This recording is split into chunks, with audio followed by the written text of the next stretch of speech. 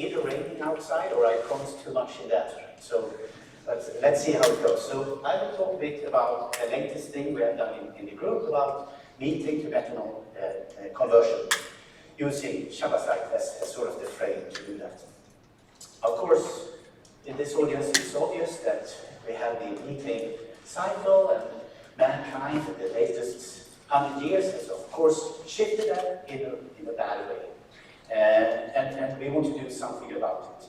One way to capture this, all the methane that is released from human activities, could be, for instance, that you capture it, compress it into liquid and you can transport it somewhere. Or you could, for instance, convert it in a small scale, ambient conditions from methane to methanol, and that would be a very, very efficient, hopefully efficient process.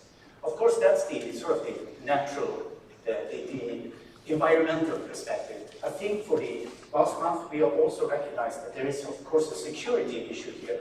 We need to replace a lot of methane coming from east to something else. And for instance, there are a lot of resources in Qatar, and that needs to be transferred into, for instance, Europe.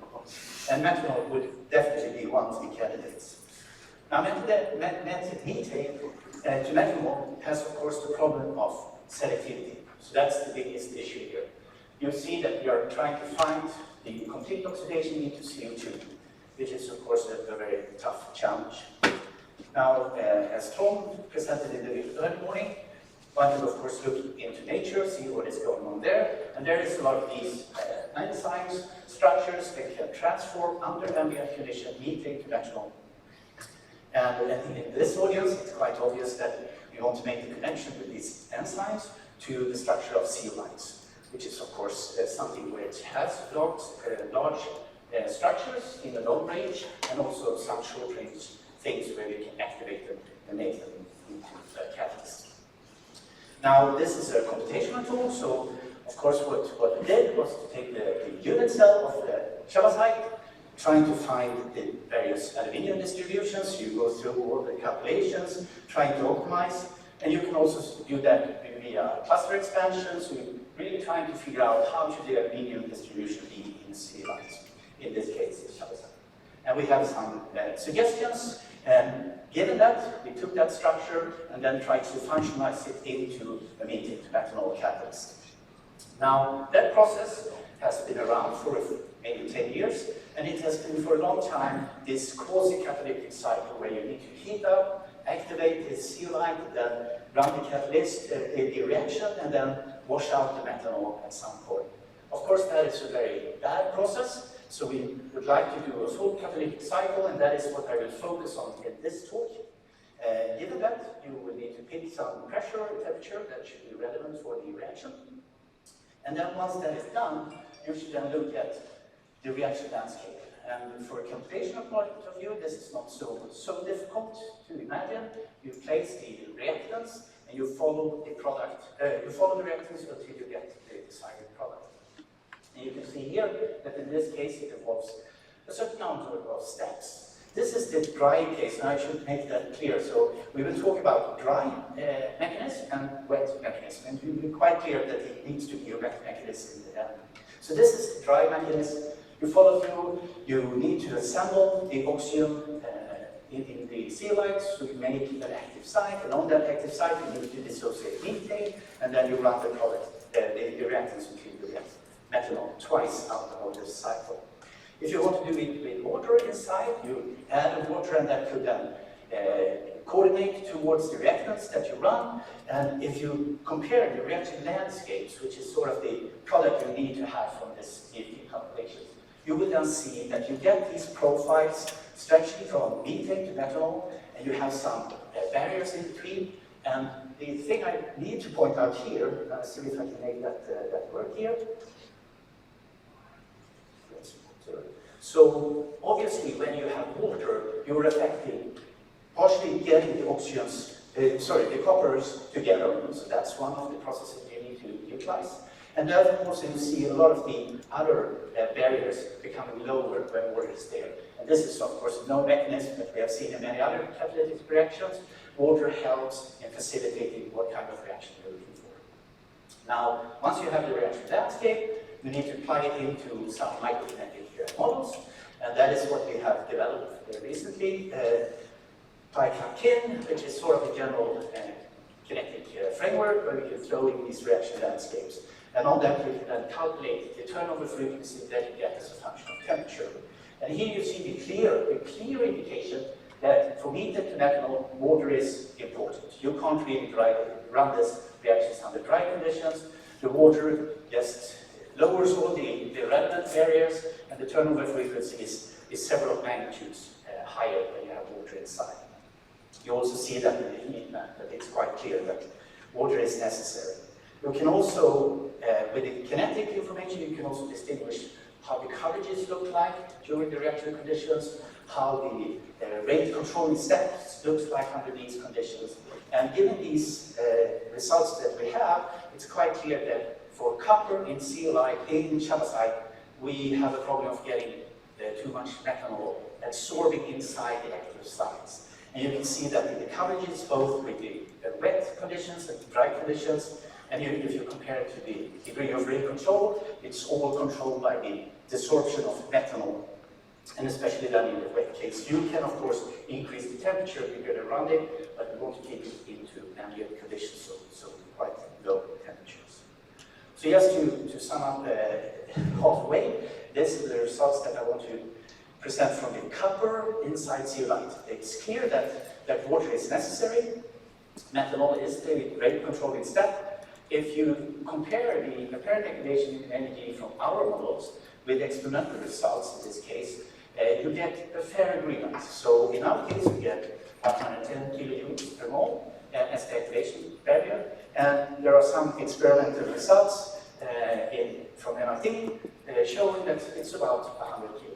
So it's not perfect, and it's not a proof that we are right, but at least it strengthens our thinking about the model. So it's a fair comparison with the copper inside zeolite. Now, of course, we want to screen, we want to see something else, something that is better than copper. And what you can do then is, of course, you look at your favorite tables, that's the periodic table in this case, and you can see some of the different compositions, other cations that you can use. And these are, of course, some that you know from literature. So iron, cobalt, nickel, all of these you have seen in either the zeolite articles or in some other fields in heterogeneous catalysis. So these are known candidates, so to speak, usual suspects. You can also imagine, since we have a dimer, you can of course put one element in one style and then another, so you make some alloys at least, although it's just two atom alloys. If you do that, you can then do the same thing. You run through the reaction landscape, you find that it's quite a broad distribution in that case, so of course you span a huge part of the potential energy landscapes, covering several units of EVs. Of course, most of these will absolutely not be relevant. I usually think of this as this most simple screening is that you take the product, the reactants and the product, you draw a line between, and if it's close, then those are the candidates. So you can quite easily just remove a few of these slides. So I've got here. These are probably the most active dimers that you can find in this reaction landscape. So we are going from copper, we have gold that could be a candidate, and we can also have clay, which is kind of something one would expect given these circumstances. You can also then throw in the different alloys. And you can also see that it spreads the same sort of distance between the reactants and the product. Now, when you have the reaction landscape, you can of course then throw it into the kinetic framework and find out different turnover frequencies.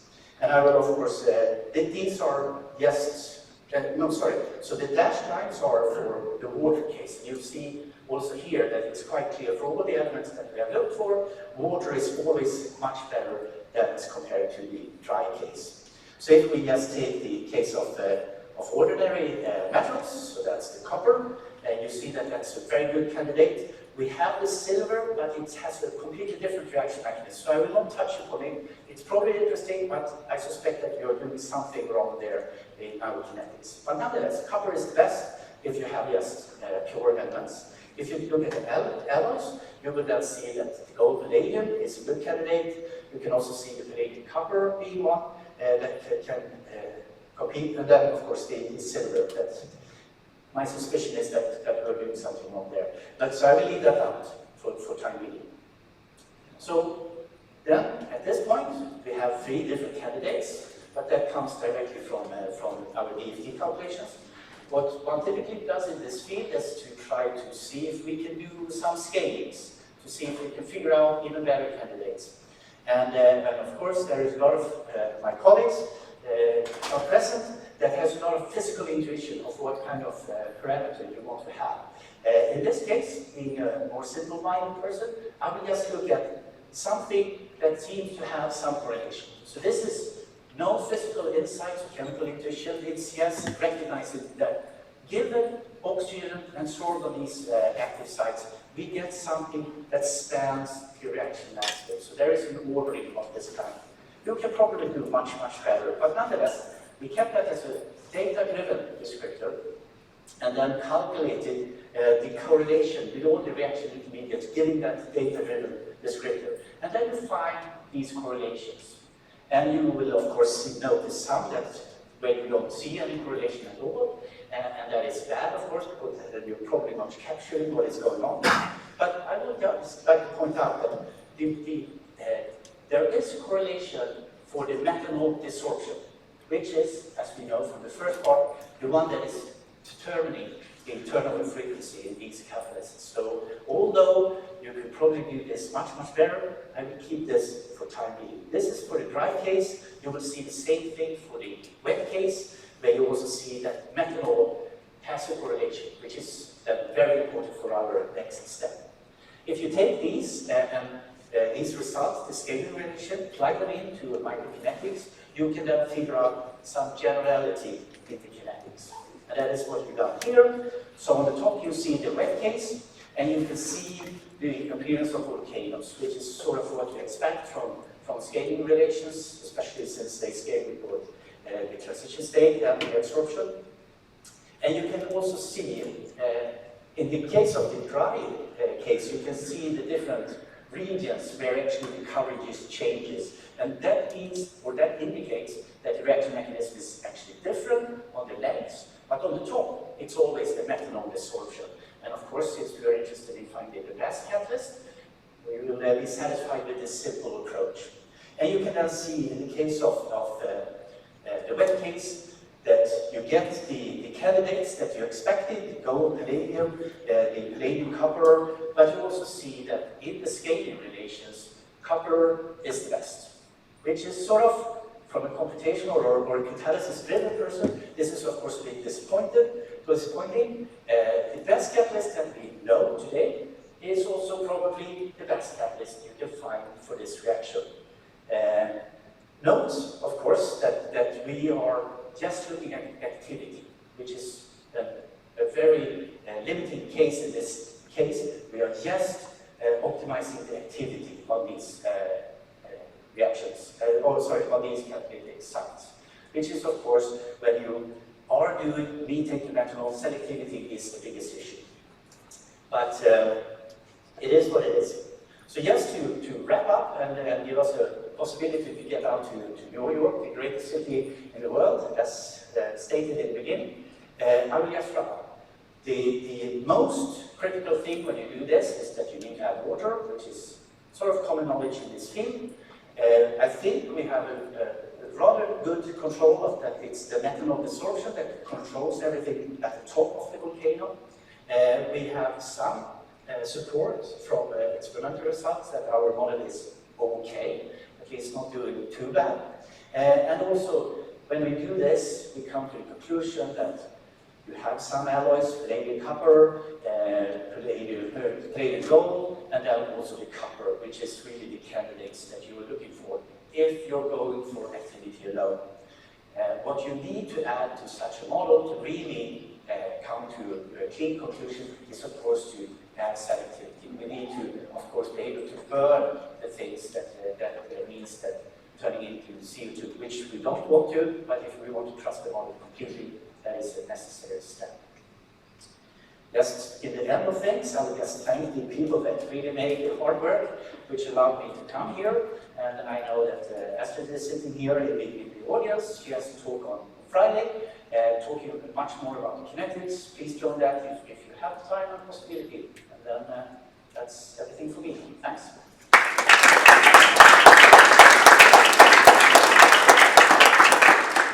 Questions? Yes. Yes, very interesting work. I'm glad to get at least information energy right. But is your turnover frequency not much too high? I've never seen work which get anywhere near your turnover frequency. Yeah, exactly. And I think this is very much related to that. This is the activity you would expect if you could turn off all the other channels. If you do these experimental results, I mean, it would be so controlled by the selectivity. So I think it is a computational study in that sense that we are turning off all the selectivity products, and the turnover frequency is very, very high then as compared to what you would see. What's the origin of this high turnover in your model? So let me see here, right? So it's in this case, right? Yeah. So that is really just how you activate the site again, getting the methanol to dissolve. That is the rate control exact, that's determining the turnover frequency the most. So it's really, yes, if you could make the copper dimer a little bit less strongly absorbing the methanol. And I think that is one of the reasons for the caustic cycle, that you then have a liquid that you wash out the methanol, regenerating the active site.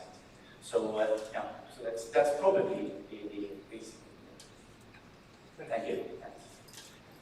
Yeah, so you just said something. I thought I understood your talk until the last thing you just said just now. Yeah. Which is that you showed the pyramid plot with copper at the top. Yeah. But then you just said copper holds on to the product too tightly, which suggests that it shouldn't be at the top of the volcano, but on the right-hand side. Yeah. Okay. So of course, so maybe I should frame it a little bit more careful. So copper is the optimal catalyst that you can have here. And I think so it's maybe I should spend a few minutes on explaining this. So the red dots, the dots here, those are really when you take the DFT values, plug them in, and you get the rate. But if you ignore them and just look at the scaling relation, then you see that actually copper is slightly on the left of that volcano. So you could, if you just made it less reactive, you could then reach the top of the scaling relation volcano, which is the dashed line. So if you ignore the DFT values that are in the figure, you can then see that we are not at the top. We could just push it a little bit more, and that is probably just getting it off the side. So it's probably as good as you can do it, given two atoms in that sense. But you could probably, if you could tune nature a bit, you would probably do it a little bit strongly absorbing in that sense. But thanks. Yeah. Sorry for confusing the issue. Thank you. Other questions? Yes. I have one question about this part. It looks like at 650K outer data. Did you try the linear relationships for all this data? Because for this volcano shape, you can see all the data computed are left part instead of our right part. Especially without water. Without water, it looks like you can just use a linear regression to correlate on these data instead of this volcano relationships. In the middle one. So maybe I'm missing the point. You're saying that all the elements are on one side. Yeah. So we are missing. Yeah. So